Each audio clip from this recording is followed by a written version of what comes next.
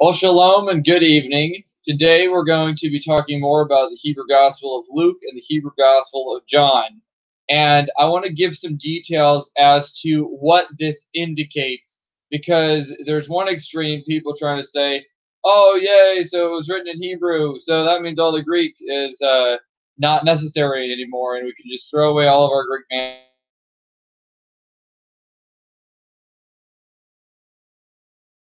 That's not what Nehemiah Gordon is trying to say. No. The Gospel of John.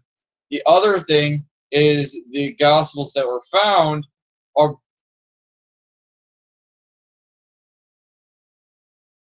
it would have been done anywhere from, like, say, the 1200s to the 14 or 1500s, possibly as late as even the 1600s.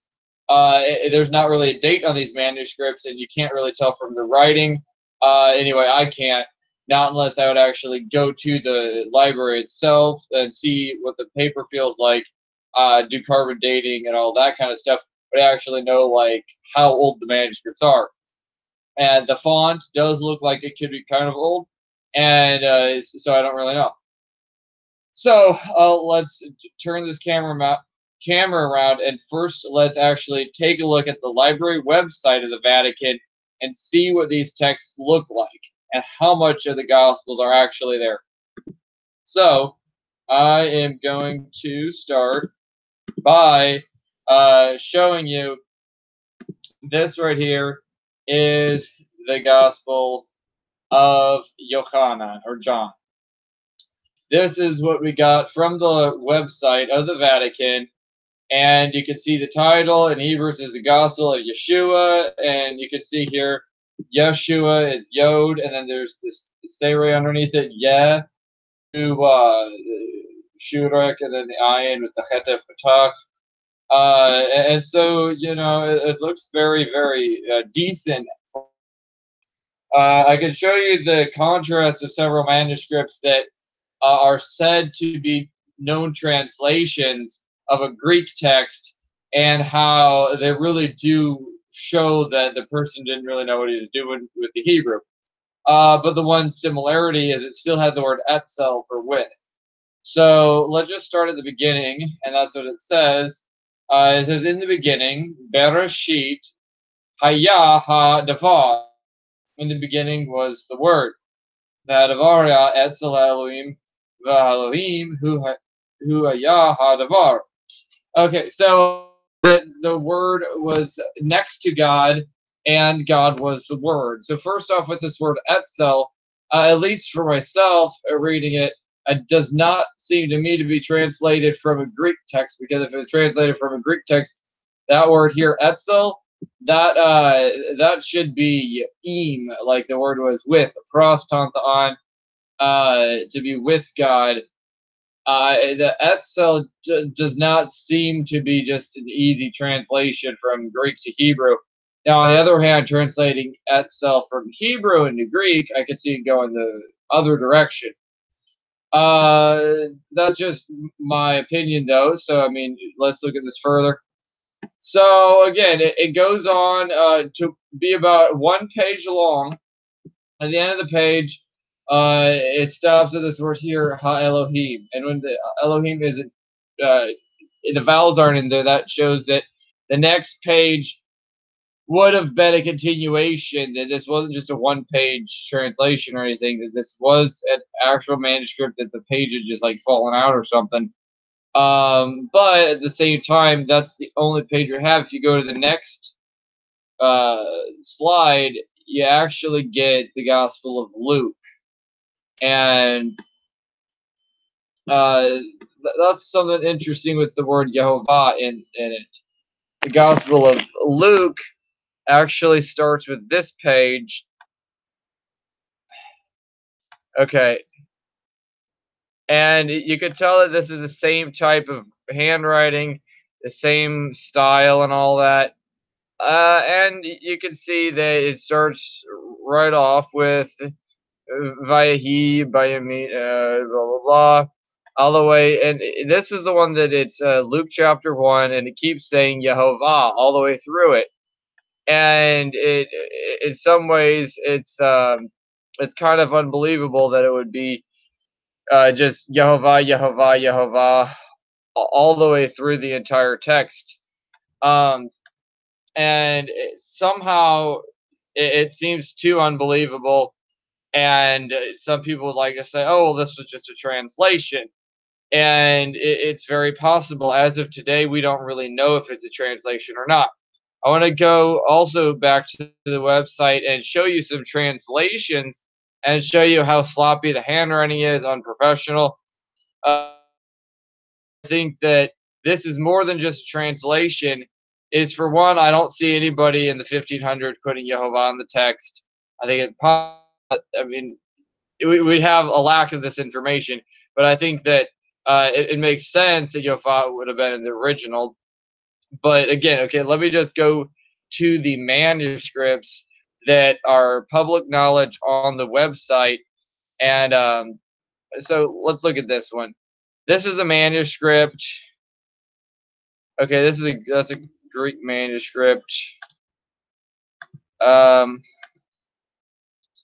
okay, so let's just do keywords here. So I'm gonna do the keywords, and this is searching the Vatican Library, and I'm gonna do uh, Hebrew Matthew.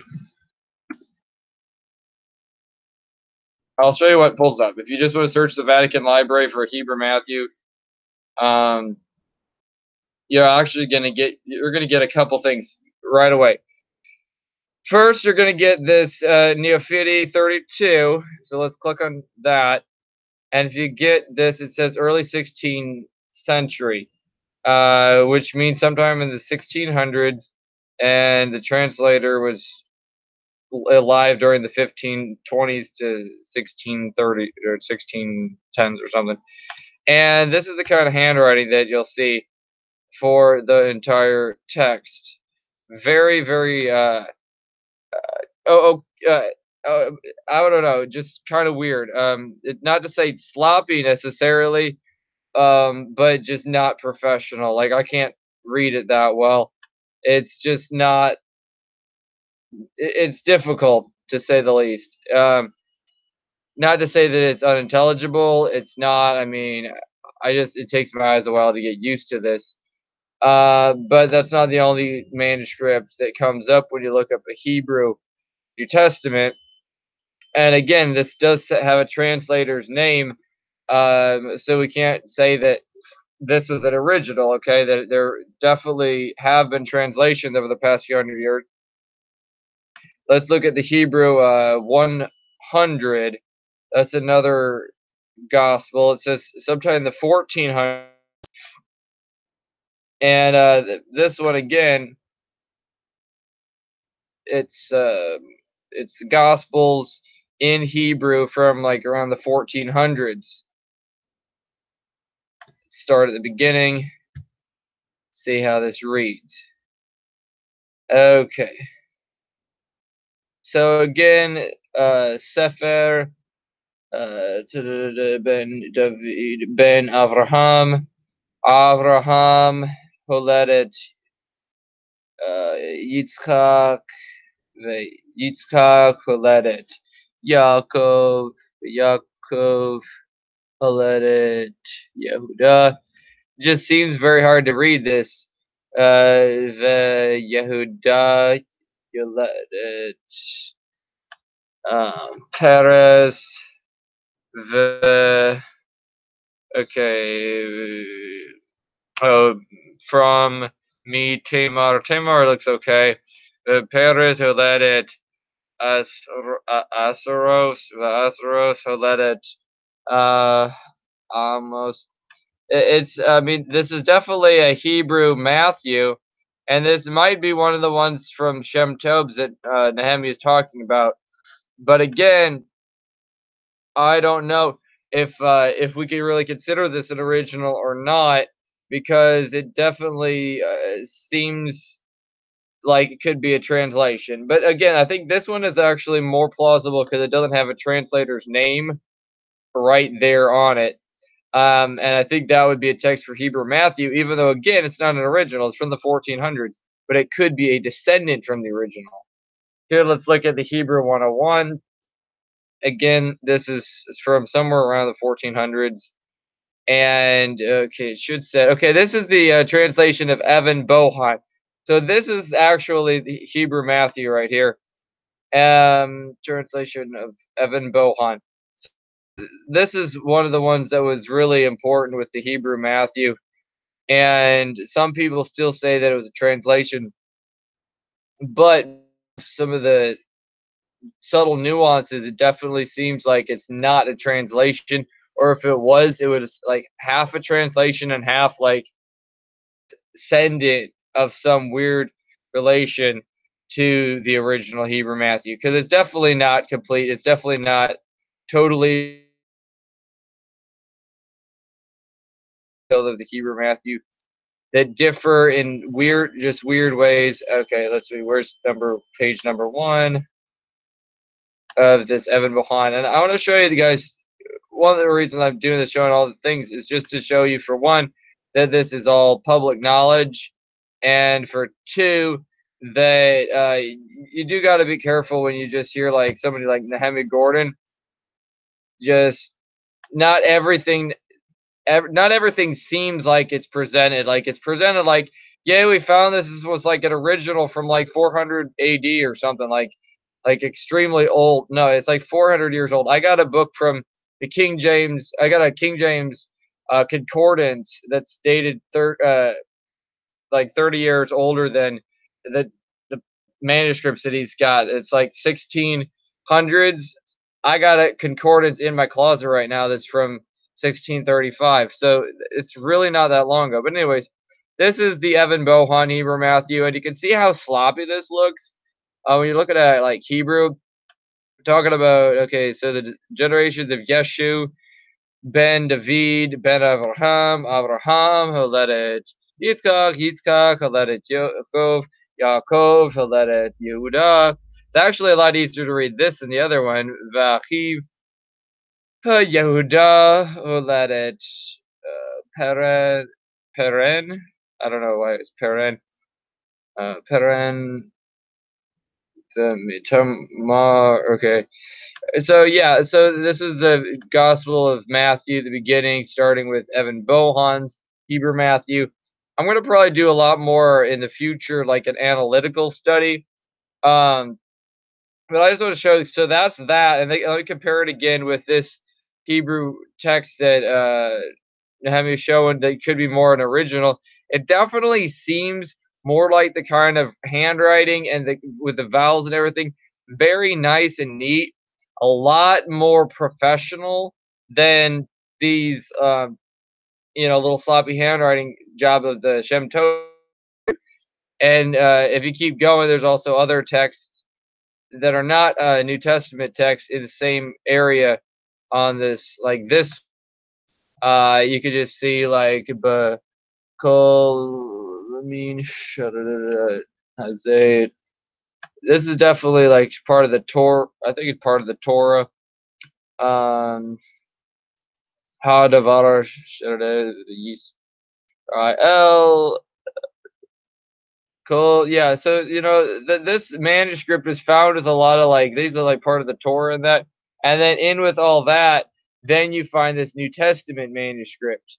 So I definitely would give this a lot more credit than even the Evan Bohan Hebrew Matthew that Michael Rood, he does give a lot of emphasis on how this is an original, how this is like the Hebrew Matthew. I mean, I got a copy of this George Howard version right here. You can see it's well read. It's got like the Hebrew text on the one side, and it's got the English text on the other side.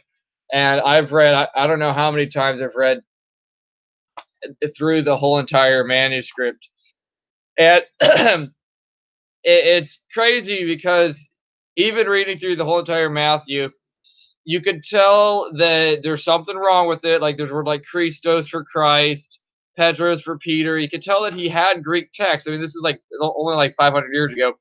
But as he's got these Greek texts, he was going to be debating Catholics, probably.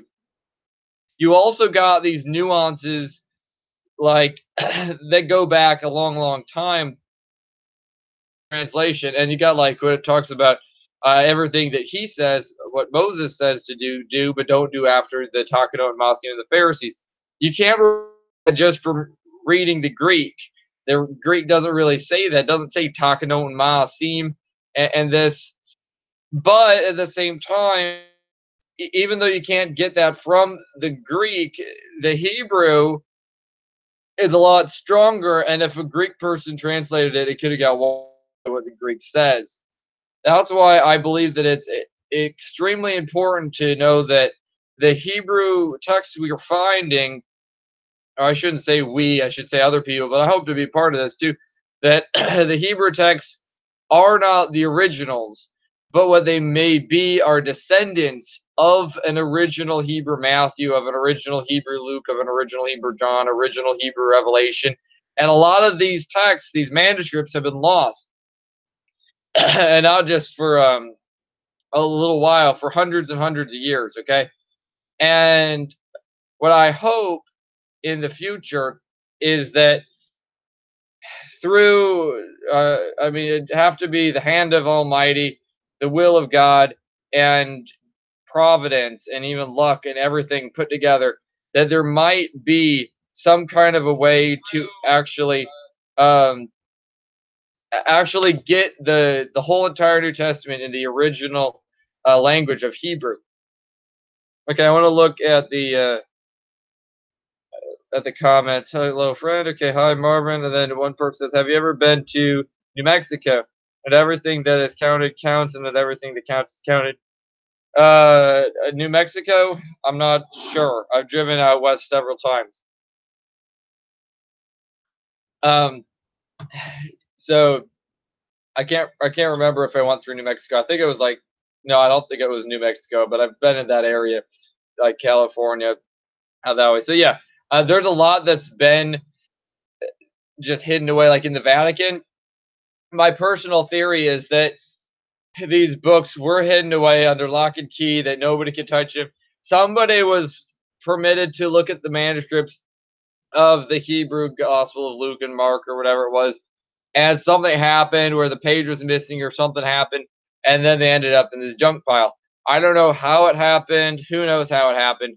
But I do believe that they are descended from a superior Hebrew text. That's why they have the name Yehovah in it. That's why it says Yeshua. And that's why it says things like the word was with God. Instead of with God, it says etzel. The word was next to God. And I think things like that are very important for clarifying the text. A lot of people try to say that, oh, that Yeshua has to be the same as God because of the one verse. You got the entire Bible. You got the Tanakh, the Ketuvim, you got the prophets, and then you got Yeshua and the Gospels. There's only one verse that says, and the Word was God. And they try to say, oh, okay, that makes Jesus God. Over one verse, okay? I don't think you can go over one verse and just try to stretch that into saying that that means Jesus is God. I mean, they doing so, they made Christianity into a religion in like 300s, and that religion claims that Jesus was God. They call him Jesus, which actually, a little bit of a side note, uh, Yeshua, of course, Yeshua was just too much for the Greeks. They had to say Yeshua. And then during the 200s and 300s, they got this idea with their Greek theology. The Greek theology, they worship the great god Zeus. And I personally believe that Yeshua, that it was just too foreign for the Greek pagans that wanted to also believe in Yeshua. And so they took the name Yeshua, they bastardized it, and they turned it into Jesus, which is like half Yeshua and half their god Zeus, which was supposedly the great god of the world, which is another name for the devil or Satan. They took Satan's name that was worshipped and born on December 25th, put it with Yeshua, and they turned it into Jesus. Now, after Jesus came around, Jesus finally went to the Latin Jesus, and then in like the 1500s, they turned that into Jesus because the French started saying that the J or they call it like the shay, which we'd say J. It was just too weird to just say yeah, like you go to yorny, you adjoin two things together. Adjoin it just was weird, so they say adjoin. Go to yorny, you go into shorny, and then they kept using the sh sound to indicate the Y or the yod or the J, and then when they kept doing sh, eventually words like shames went to James. Words like Sean went to John. Words like Jesus went to Jesus. And that J, there is the great vowel shift of the Middle English to modern English, and then the Jesus or Jesus turned into Jesus. The E started making an E sound instead of an A sound, the sound. So it went to Jesus, or Jesus. And then that was like an extremely convoluted evolution. Um, Going through like the Y changing to a sh, changing to a J. That's 3 steps different. The yeah in Yeshua had to change to an E sound, Jesus. The sheen had to change to a sigma that had to change to an S. And then the U, we just pronounce it to the U, we pronounce it and then the ending is S, which is actually a Greek ending that was like on Zeus and all the pagan gods, and then they had to put that at the end of their Yeshua, which it's okay to be Yeshua. You could do that in Greek, but it looks feminine in Greek. So they took the feminine ending and they masculinized it, which bastardized it, to be honest, because it was not a Greek word, okay? There's words like Nathaniel, it's Hebrew Netanel. Nathaniel, they don't put Nathaniel os, okay? They just say Nathaniel because it's a Hebrew name they just put into the Greek language. So that's exactly why I don't call him Jesus, because for explanatory purposes, I have to use that word because that's what maybe you're familiar with, or that's what my parents, that's what my ancestors are familiar with. But that was not his name. Okay, so that's a bit of a sidetrack, but I do want to clarify that because it's important for people to understand why I'm saying, like, screw Jesus, I have nothing to do with him. I hate that name. It's a pagan name because it is. It's a bastardized version of the Messiah. You can't take Nathaniel, that's me. I'm going to call you not Nathaniel, we're going to call you Buthaniel with a B, and we're not going to do we're going to say th, so we're going to say Buffaniel, and then the yol at the end, we're going to actually make that mule, and we're going to take the L at the end, we're going to make it a T, muat. We're going to say Baphamuat. I'm going to just call you Baphamuat. That's a great name, okay? And hope that I just answered this name, Baphamuat. I bastardized every single word, I mean, every single letter of that name, and just hope that you're going to be like, oh, Baphamuat. Baphamuat's a great name. If you want to call me that, you just can't say Nathaniel, just say Baphamuat. That's a great name. I love it. I don't think God works that way with the name Yehovah, and I don't think his son works that way with the name Yeshua, okay? I don't think you could just call him like whatever the heck you want and just hope he answers. I mean, if that's the case, you should try Hasatan. You should try calling him Lucifer. Try calling him the devil, and also try calling him Hades, maybe, and or Zeus, and see if he answers. Try calling him Zeus and see if he answers. Again, you know, like maybe he will. I don't think that's really the way he works. Okay, somebody's commenting says, "Come for a visit anytime you're in the neighborhood." Okay, well that's nice. So New Mexico, yeah, that might be a while, but I'm up for it if I'm ever in the area. Um, that's like way on the other side of the states. I haven't been that far away from Indiana in like a whole year. So, or let's see. Well, Texas. I've been to Texas just like a couple months ago. So yeah, you never know. I mean, just stay in touch. So back to these Hebrew, the biggest and most important thing to glean from it is just that this is a step further in the knowledge of the Hebrew New Testament, that it's not the complete answer to a lot of the questions. Like the Hebrew Matthew, this has a lot of questions, a lot more questions than answers. Nobody can tell me that, oh, well, now that we got the Hebrew Matthew, we can throw out the Greek Matthew. I read the Greek all the time, and the Greek is not evil, okay? The Greek might not be the original, but the Greek got 5,000 manuscripts, and a lot of them date back hundreds and thousands of years, almost to the time that it was written or translated. And you can see my Greek Bible. I use that all the time because there are proofs that it wasn't just like one person messed it up and then got this crazy version. The Hebrew Matthew, there's only so few texts that are survived, and that's kind of why it's hard to trust them, because if they're different, you don't know what the original was. With something like the Greek New Testament, you do get a lot more to base it off of. Does that mean that the Greek is totally okay, totally fine? I don't think so, because I don't believe it's the original. So there's not too much to be said about that. Just to know that in the future, I really believe that as the as the day approaches of Mashiach's return, that Almighty will show us more manuscripts and give us more evidence of the New Testament in Hebrew.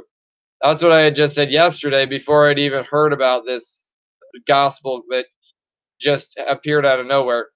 Now, apparently, Michael Rood had it on his show about 6 weeks ago or a couple months ago. Um, and again, if you've watched it, that's great and already knew about it. For me, I didn't know about it. I don't really know too much about what goes on with Michael Rood's ministry. He's got a lot of errors, and it's not really important to me. Somebody like Nehemiah Gordon, on the other hand, I think he's got a lot of good information. So I am subscribed to him on YouTube. And so when he posted this on his YouTube channel, I got a notification and I watched it right away. And then that was this morning, and then I shared it with you. So I just think it's amazing that more and more information is coming out, and that we can know for a fact that we're living in exciting times. It's not just like, um, yeah, it's like there's more information being revealed every minute of every day, every hour. I think that's really important. So, okay, if there's any more comments, please comment a couple of minutes, because I'm going to be wrapping up this live stream now. Um, I would say that as far as my translating goes, if you're familiar with my own book that I've written, my own chronology, I got a chronological gospel I've been putting together since I was 15 years old. Actually, since I was more like 12 and 13, but it didn't really get a boost until I was 15, and it just compiled all the Gospels together, the four Gospels, Matthew, Mark, Luke, and John, and they put them into one narrative. That was done in about 2012 and 13. Before Michael Rood had any of his books published, I was already working on mine. I got everything done independent. I've never even seen any of Michael Rood's work until just a few months ago, because I didn't want to see. Basically, Michael Rood's Gospels are bullshit. His theories about this word goes here, this and there, and he doesn't know Greek, and he doesn't want to keep this verse. Don't trust Michael Rood on that stuff, okay? Trust him on like his calendar, keep the feast, and do that stuff. You got to eat the meat and spit out the bones. That's what I tell everybody, with anybody. With Dr. Hovind, he's a great guy. He's got a lot of meat, but at the same time, he doesn't believe in the flat earth, and he's got a lot of bones. Same with Michael Rood, same with everybody. So I think that it's important to just know that we're in a great step in the progression of the world of the biblical Hebrew New Testament. And until I see some more manuscripts, I'm kind of at a standstill at my own research with the chronological Gospels. If it's the will of the Father and He lets this happen, I might be able to do another published edition within a few months or maybe a year. And because I got a lot of the basic things together, but I don't really want to print another version of the chronological Gospels until I really have all the details, until I really know what words should go and should not go, and all that. Otherwise, it's guesswork. And so I really don't want to feed anything that's like maybe truth, maybe not, to my audience. And I feel like I kind of already did with some of my printed versions. I've sold over 200, or I gave away about 100 and sold 200. So over 300 copies of my book that's out there. And I just don't feel like that it's the time to get more than 300 copies out there. until I really know that my research is really, really accurate. Somebody like Michael Rood that really doesn't care. He doesn't really care what everybody thinks, just feeding them lies and bullshit and just hoping they're going to eat it up and just enjoy their nice little appetizer. Somebody like Michael Root, he might be okay with that. He's got enough money that he can make a living off of it. Somebody like the Stephen Pigeon shit that I told you about, he makes a bullshit book and he sells it for a living. He makes $100 and some a copy. And I'm not like that, okay? I made like a $5,000 loss in publishing my book and giving it away like over 100 for free. And I'm not just trying to make money off of this, but I will say that I do want to critique my work and make sure that it's perfect, or at least pretty perfect, and then get it back out to the public, hopefully in say a few months to a year. That is my goal, because I don't want to be feeding lies to anybody. I want to make sure that my research is sound, and that's why too it's been like I guess it's been over 6 years that I've been working on my book. And in those 6 years, I've learned a lot. I've grown a lot. I've learned a lot more Greek and a lot more Hebrew, critiqued a lot of my work. I mean, I've gone to college here and there in between that, and it's really helped solidify a lot of the work. So, again, I'm fine if you want to look forward to reading my edition, or if you got a copy of mine already and you're kind of not sure about it. Just know that my book is a work in progress, and it's not at a standstill. Okay, it's only that I don't have the edition ready to publish right now, but I do have a lot of information coming to me, and a lot of information that I'm using to work out a new edition, either for like say the end of the year, or say 2019 or 2020, 2021, sometime in the next few years. I really want to get this thoroughly prepared, thoroughly finished, because it's going to be great. I've learned a lot through the chronological gospels, just getting every detail of Yeshua's ministry down. I think it's wonderful, but it's also something that's extremely tedious, and it's not something that it's going to be easy to finish. Well, especially when I'm working like 60 hours, 10 to 12 hours a day. It's going to be a challenge, but to Yehovah be all the glory, dominion, honor, praise. His will be done. Comments, so I will end the stream now. I do appreciate all you guys for watching and joining me, all my subscribers. I will put this as my last words, and that's that I did have a few weeks ago that once I hit 2,000, I was going to do a $20 giveaway and a DVD giveaway. And I told some steps in that. Well, so far I don't have 2,000, and I only got like a couple people that actually sent in anything through my Instagram. So I can't do a drawing unless I have at least like 5 or 10 people. And there wasn't even 5 or 10 people that asked or that said like where which state they were from and the first name. So if you think that I'm just bullshitting you, know that I'm not. I do want to do the drawing in the future, but I first have to hit 2,000 subscribers, and that's kind of my standstill. I got to hit 2,000 subscribers, and I also have to have people that Instagram message me their first name, which state they're from, and what number they subscribed on, or just approximately, or approximately how many subscribers I had when they sent me the message, whatever they want. So, anyways, those are the steps. If you want to do that now, that's fine. Hopefully, in the next couple of weeks, I'll get another 30 subscribers, get over the 2,000 mark, and be able to do this drawing. So, thank you all. Yehovah. Let me just say the blessing. Yivarekeka Yehovah ve'yishmereka yayer Yehovah panav elecha ve'yuneka Yisa Yehovah panav elecha ve'yasem lecha shalom. Shalom to all of you guys. The peace of God, the shalom of the Almighty be with you. In the name of Yeshua, Mashiach, his son. Amen. Shalom and Litvo.